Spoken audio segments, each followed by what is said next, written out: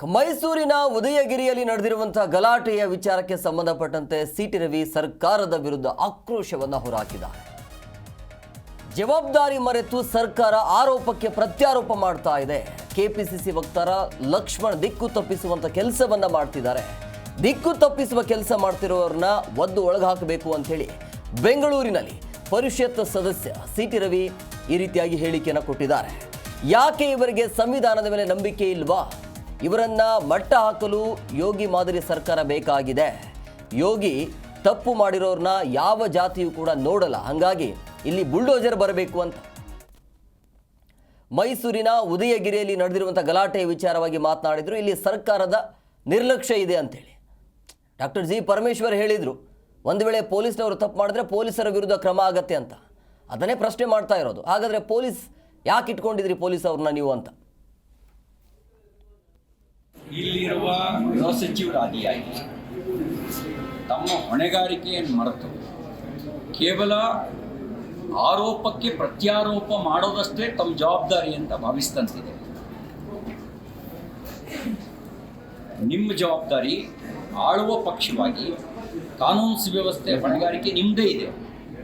ಆದರೆ ಘಟನೆಯ ದಿಕ್ಕು ತಪ್ಪಿಸುವ ರೀತಿಯಲ್ಲಿ ಸುಳ್ಳು ಹೇಳಿಕೆಯನ್ನು ನಿಮ್ಮ ಕೆಪಿಸಿಸಿ ವಕ್ತಾರರಾಗಿರ್ತಕ್ಕಂಥ ಲಕ್ಷ್ಮಣ್ ಕೊಡ್ತಾರೆ. ಅಲ್ಲಿಯ CCTV ಪೊಲೀಸರು ರೆಕಾರ್ಡ್ ಮಾಡಿರುವ ಕ್ಯಾಮ್ರಾದಲ್ಲಿ ಒಬ್ಬೊಬ್ಬರ ಚೆಹರೆಯೂ ಇದೆ. ಕಲ್ಲು ಯಾರು ತೋರಿದ್ರು, ಅವ್ರು ಎಲ್ಲಿಯವರು, ಎಲ್ಲರ ಚೆಹರೆಯೂ ಇದೆ.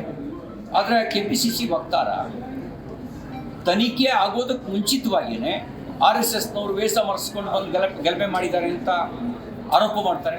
ಹಿಡಿದು ಬಂಧಿಸಿ ಒಳಗಾಕ್ರಿ ಅದನ್ನ. ಸುಳ್ಳು ಆರೋಪ ಮಾಡಿದವನ್ಮೇಲೆ, ದಿಕ್ಕು ತಪ್ಪಿಸುವ ಆರೋಪ ಮಾಡಿದವನ್ಮೇಲೆ ನಿಮ್ಮ ಕಾಂಗ್ರೆಸ್ ಪಾರ್ಟಿಯ ಒಂದು ಸಮರ್ಥನೆ ಮಾಡೋದಿಲ್ಲ ಅನ್ನೋದಾದರೆ ಆ ರೀತಿ ದಿಕ್ಕು ತಪ್ಪಿಸುವ ಆರೋಪ ಮಾಡಿದಂಥ ಸುಳ್ಳು ಆರೋಪ ಮಾಡಿದವ್ರನ್ನ ಒಳಗಾಕಿ ಯಾಕೆ ಹೊರಗಡೆ ಬೊಗಳಕ್ಕೆ ಬಿಟ್ಟಿದ್ರಿ ಅಂದರೆ ಅದರ ಅರ್ಥ ನಿಮಗೆ ಸತ್ಯಾಸತ್ಯತೆಯನ್ನು ಹೊರಗೆ ತರಬೇಕು, ತಪ್ಪು ಮಾಡಿದವ್ರಿಗೆ ಶಿಕ್ಷೆ ಆಗಬೇಕು ಅನ್ನೋಕ್ಕಿಂತ ರಾಜಕಾರಣ ಮಾಡಬೇಕು ಅನ್ನುವಂಥ ಇರಾದೆ ನಿಮ್ಮ ಮೇಲಿದೆ. ಮತ್ತು ಸಣ್ಣ ಸಣ್ಣ ಘಟನೆಗಳಿಗೆ ಯಾಕೆ ಒಂದು ಸಮುದಾಯ ಕೇಳುತ್ತೆ, ಅವರಿಗೆ ಈ ದೇಶದ ಸಂವಿಧಾನದ ಮೇಲೆ ನಂಬಿಕೆ ಇಲ್ವಾ, ಈ ದೇಶದ ಕಾನೂನಿನ ಮೇಲೆ ನಂಬಿಕೆ ಇಲ್ವಾ? ಅಂದರೆ ನೀವು ಬಹುಸಂಖ್ಯಾತರಾಗಿರೋ ಕಡೆಗೆ ಸಂವಿಧಾನ ಅದಕ್ಕೆ 3 ಕಾಸಿನ ಬೆಲೆ ಇಲ್ವಾ? ಅಲ್ಲಿ ಬರೀ ನಿಮ್ಮ ಶರಿಯಾ ಮಾತ್ರ ನಡೆಯೋದಾ? ಅಂದರೆ ನಿಮಗೆ ಮಾತ್ರ ತಾಕತ್ತಿರೋದಾ, ಬೇರೆಯವ್ರಿಗೆ ತಾಕತ್ತಿಲ್ಲ ಅಂತ ಭಾವಿಸ್ತೀರಾ? DJ ಹೇಳಿ KJ ಹೇಳಿ ಪ್ರಕಾರ ಜಿ ಕನ್ನಡ ನ್ಯೂಸ್ ಈಗ ನಿಮ್ಮ ಮನೆಯಲ್ಲೇ ನೋಡಿ. ಎಲ್ಲ ಕೇಬಲ್ಗಳಲ್ಲಿ ಈಗ ಲಭ್ಯ.